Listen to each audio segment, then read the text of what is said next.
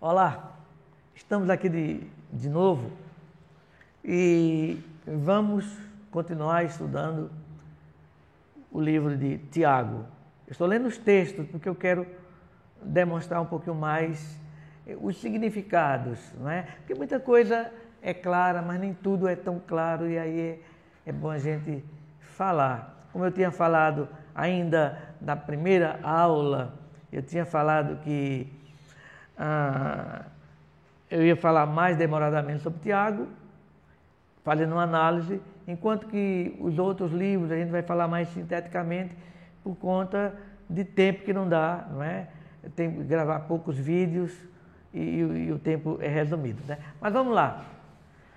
Esta é a segunda parte, já da segunda aula, que eu já tinha entrado lá no primeiro período, não é? Vamos falar agora em Tiago.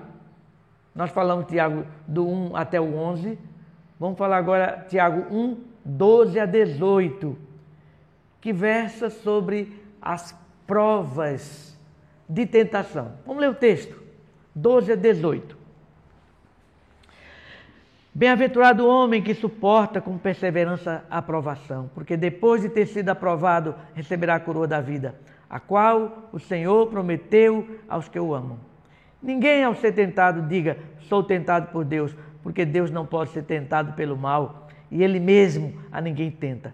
Ao contrário, cada um é tentado pela sua própria cobiça, quando esta o atrai e seduz. Então a cobiça, depois de haver concebido, dá à luz o pecado, e o pecado, uma vez consumado, gera a morte. Não vos enganeis, meus amados irmãos, toda boa dádiva e todo dom perfeito são lá do alto, descendo do Pai das luzes, em que não pode existir variação ou sombra de mudança. Pois, segundo o seu querer, Ele nos gerou pela palavra da verdade, para que fôssemos como que primícias das suas Escrituras. A recompensa de quem resiste à provação é ser feliz agora e no futuro. Quando receberá a coroação? A coroa consiste em vida, um dom para aqueles que amam a Deus. Quem atrás e seduz o homem ao pecado é a própria cobiça, não é Deus. Tentação é uma provação interna. E o que é tentar? Tentar é seduzir. Essa frase, eu sou tentado, é a mesma coisa que sou impulsionado pelo mal. Tiago afirmava que Deus não é tentado, nem tenta. O homem deve assumir a responsabilidade pessoal dos seus pecados. É a sua cobiça que o atrai e o seduz. Quando o desejo do mal se levanta na mente, não para por aí. Cobiça gera pecado e pecado gera morte. A morte é o produto amadurecido ou terminado do pecado. No caso, morte espiritual. Deus não é a fonte da tentação. Deus é a fonte de todo o bem na experiência humana. Pai das luzes, que está lá no texto, quer dizer atividade criadora de Deus. Deus é inteiramente consistente. Deus não muda. Os cristãos primitivos são as primícias de todos os cristãos que viriam após. Lá o verso 18. Entendam dessa forma. Eles deveriam ter a experiência evangélica da vontade regeneradora de Deus. Depois vem a terceira parte do texto, que é cumprindo a palavra, que vai do verso 19 até o 25. Mas aí eu não vou mais ler o texto, porque aí vou ganhar muito tempo do vídeo. Eu vou só dizendo os versos, e aí vocês leem o texto para comparar o que eu estou dizendo. Tá bom assim? Então, o verso 19, Tiago chama a atenção dos leitores para terem cuidado no que dizem a respeito de Deus. Pode ser também uma declaração generalizada sobre o ouviu falar. No verso 20, quem se ira não age com justiça, nem deixa Deus agir. Verso 21, a palavra é uma semente, e para germinar o solo precisa ser bom. Qualquer mal deve ser retirado da vida. A palavra enxertada ou implantada é recebida na mansidão e pureza. O verso 22, O cristianismo é uma religião de ação. Precisamos ouvir e depois seguir fazendo ou praticando. Ser apenas ouvinte é enganar-se a si próprio. Os versos 23 e 24. O apenas ouvinte não aprende, porque não pratica. A impressão é momentânea e o esquecimento é instantâneo, né? Tiago cita a lei primeira vez, as outras vezes lê em 2:8-12, 4:11. E ele cita para indicar o lado ético do cristianismo, o lado ético que é do ensino. Ele chama a lei de perfeita. A lei é perfeita. Por quê? Porque Jesus a tornou. Verso 25. Lei da liberdade dá o status da liberdade. Não da lei, mas do pecado e do ego, pela palavra da verdade. Quem observa isso é operoso e feliz. E aí vem a outra parte, a quarta parte.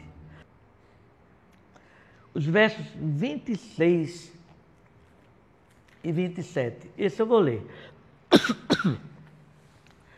Se alguém supõe ser religioso, deixando de refrear a língua, antes enganando o próprio coração, a sua religião é vã. A religião pura e sem mácula para o nosso Deus e Pai é esta: visitar os órfãos e as viúvas nas suas tribulações e a si mesmo guardar-se incontaminado do mundo. Vamos ver exatamente o que é isso. Senão alguém vai pensar que ser religioso é simplesmente visitar órfão e viúva. Mas não, não é? Religioso quer dizer dado às observâncias religiosas. Alguns são assíduos na oração, outros nas esmolas, outros no jejum, outros no culto eclesiástico, mas fracassam no controle da sua fala na vida diária. Esses se enganam e tornam a sua religião vã. Não podemos afirmar que a religião seja apenas visitas de caridade, não é? Não. Tiago não está definindo, mas fazendo uma declaração mostrando que atos de adoração exteriores não tinham significado nenhum. Seria melhor visitar os órfãos e viúvas, pessoas que não tinham nenhum tipo de assistência na sociedade antiga. Eles eram exemplos típicos daqueles que precisavam de ajuda. A pureza também é expressão da verdadeira religião. Depois entramos no capítulo 2. Os primeiros versos 1-13 fala sobre a acepção de pessoas. Ou seja, esse texto condena-se a fazer acepção de pessoas, não é? O verso 1. Cuidado com a parcialidade. Ela enfraquece a fé. Verso 2. Igreja ou eclesia significa ajuntamento. O autor compara recepção oferecida a um rico e um pobre nessas comunidades. Verso 3. O rico tem tratamento preferencial e o pobre tem tratamento desprezível, abaixo do estrado, que é um lugar humilde, ou no chão, não é? Verso 4. Quando ele diz assim: não fizeste distinção? Melhor tradução: vocês não estão impondo linhas divisórias? Eles tornam-se juízes de falsos valores. Verso 5. Aqueles que escolhem os ricos para darem tratamento especial deixam de considerar que Deus escolheu os pobres por serem ricos em fé. Os que perseguiram os cristãos, está lá no verso 6, foram os ricos. Foram eles que os levaram aos tribunais, às cortes judias autorizadas pela lei romana. Verso 7. Eles, os ricos, blasfemam o bom nome, o nome de Jesus. Verso 8. A lei real, que é a lei régia, se manifesta no amor. Amarás o teu próximo como a ti mesmo. A lei régia é para os que pertencem ao reino de Deus. O favorecimento aos ricos é descumprir a lei régia. Verso 9. A parcialidade é pecado. E a lei aqui é o didaquê, ou seja, o ensino. Verso 10. A lei, para Tiago, é uma relação pessoal com o cumpridor da lei, Jesus Cristo. Verso 11.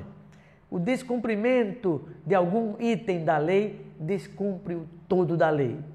Verso 12. Os crentes devem falar e agir. Verso 13.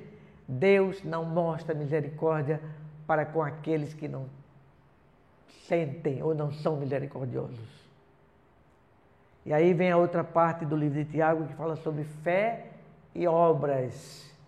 A fé sem obras é morta em si mesmo.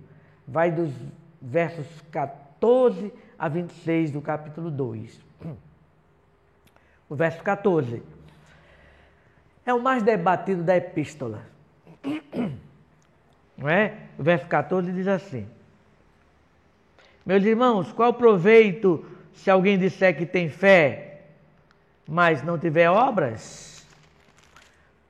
Pode acaso semelhante fé salvá-lo? Esse é o mais debatido, não é? Por causa dele, Lutero chamou a epístola de palha. Agora é preciso entender que, primeiro, Tiago não refuta a doutrina paulina da justificação pela fé, e sim a sua perversão. Segundo, Paulo e Tiago usaram as palavras obras e justificação em sentidos diferentes. Terceiro, a fé em discussão é a fé nominal ou espúria, não é? Quando ele diz, se alguém disser que tem fé, o uso do artigo definido com a palavra fé na última cláusula, porventura a fé pode salvá-lo, não é? É apenas uma falsa fé, que não resulta em obras e é incapaz de salvar.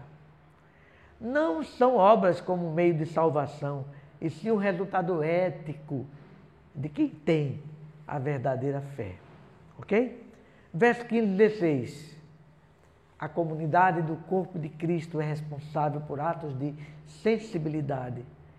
Qualquer ato insensível é condenado. Verso 17. Essa fé que não é fé é inaceitável. Verso 18. Nesse caso, quem tem as obras é quem tem fé. Né? No caso do verso 18. 19. A crença em Deus carece de feitos de fé. Senão, é igual dos demônios. Os demônios são monoteístas e tremem. Verso 20, que fala de morta. Morta quer dizer inoperante, estéril. Tiago se prepara para mostrar que de aceitar o mandato de Deus na execução de Isaac.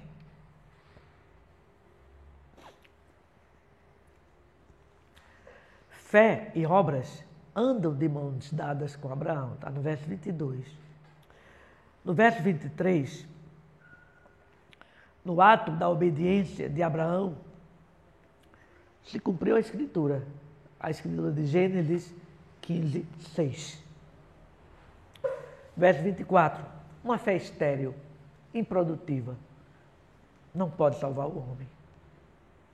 Verso 25, o exemplo de Raabe, mulher gentia e prostituta. Ela agiu, por isso foi justificada. Verso 26, a relação entre a fé e as obras é tão íntima quanto a do corpo com o espírito. Quando os dois estão separados, reina a morte. Depois a outra sessão fala sobre a língua, que é o tropeço da palavra. São 12 versículos do capítulo 3, 1 a 12. Né?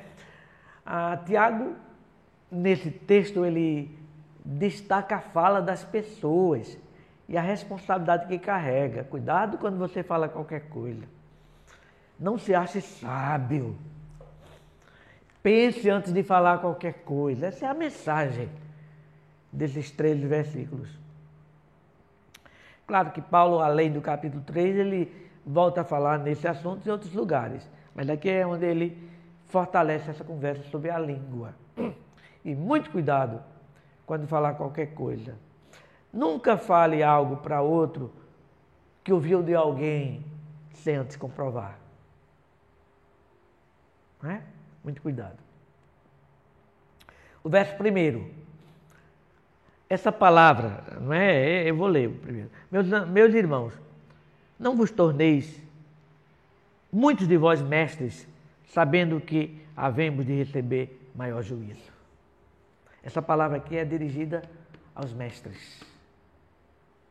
Os que se acham professores, pregadores. Os mestres não devem estar tão ansiosos para o ensino, por causa da grande responsabilidade da comunicação. Tem que estar preparados. Verso 2. Tropeçamos em muitas coisas, mas os erros mais difíceis de evitarmos são os da língua. Se alguém consegue frear a língua, que é um membro rebelde, com certeza dominará o resto do corpo.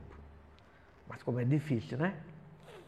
Verso 3. Da mesma forma que se controla os corpos dos cavalos, com apenas um freio na boca, assim também o homem pode ser controlado.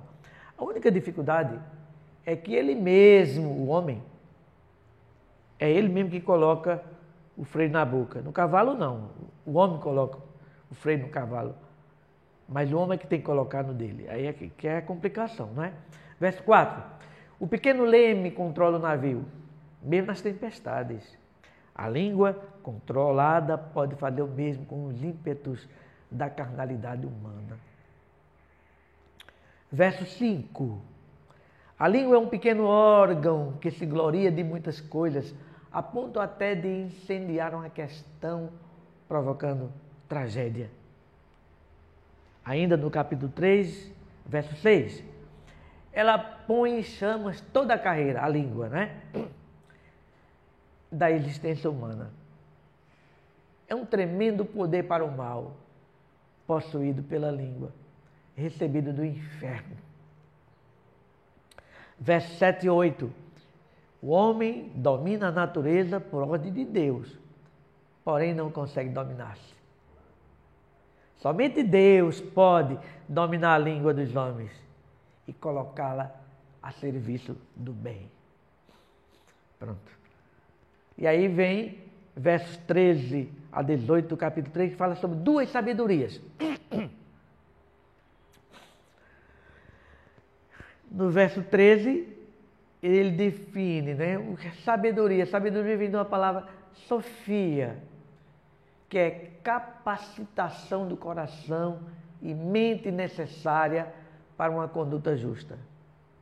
Essa é uma ideia judia, não é uma ideia grega. Não é? Sábio, que é sófos, é a mesma coisa que mestre, entendido. O orgulho do conhecimento é um pecado. Muito cuidado. Muito cuidado. O mestre deve ser manso, humilde e sábio.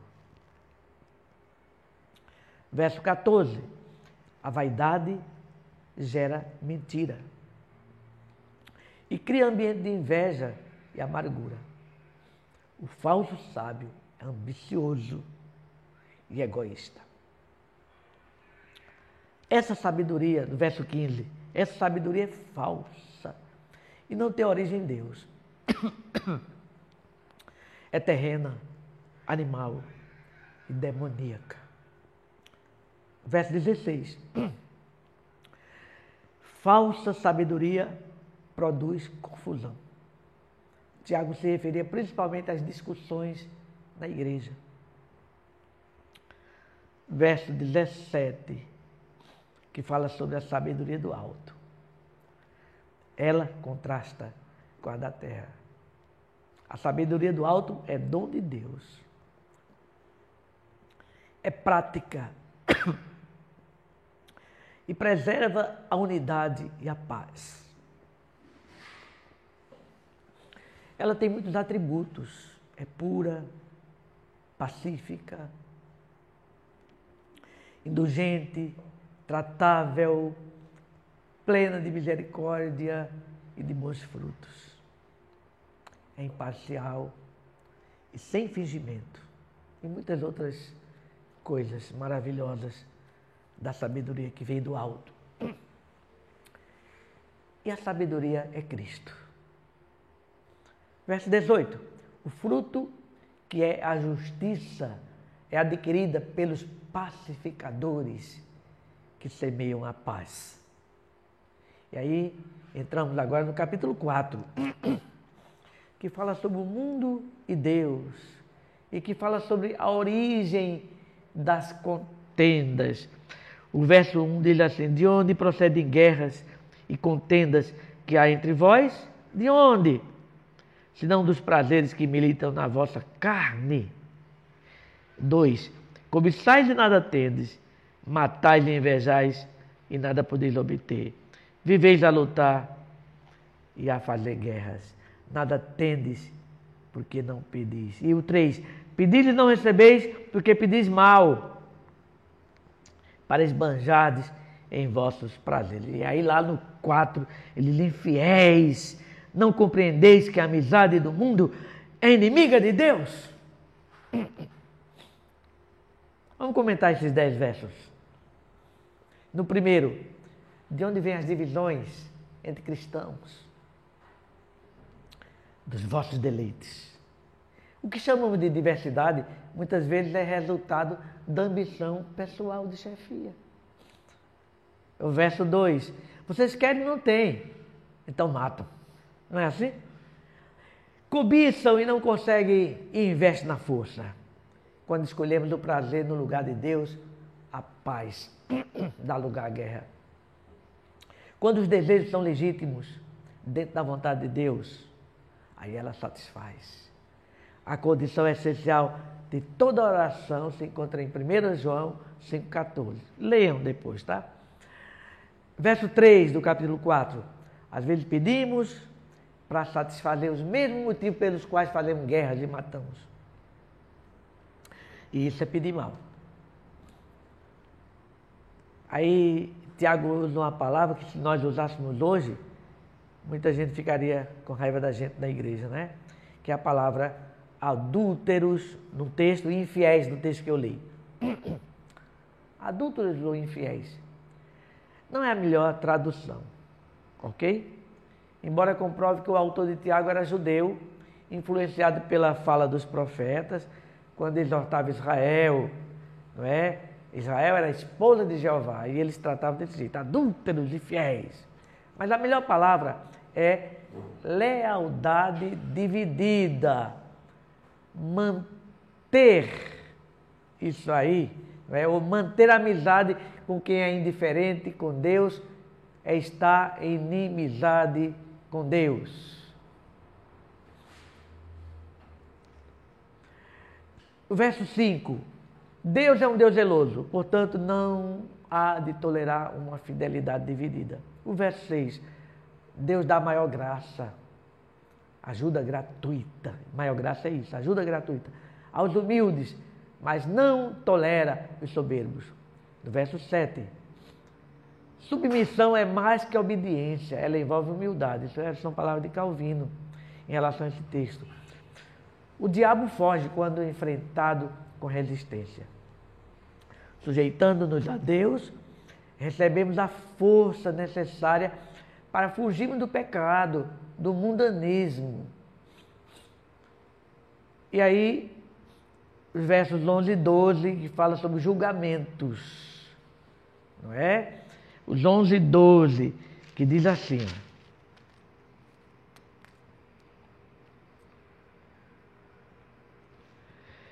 irmãos, não faleis mal um dos outros. Aquele que fala mal do irmão ou julga seu irmão, fala mal da lei e julga a lei. Ora, se julgas a lei, não és observador da lei, mas juiz.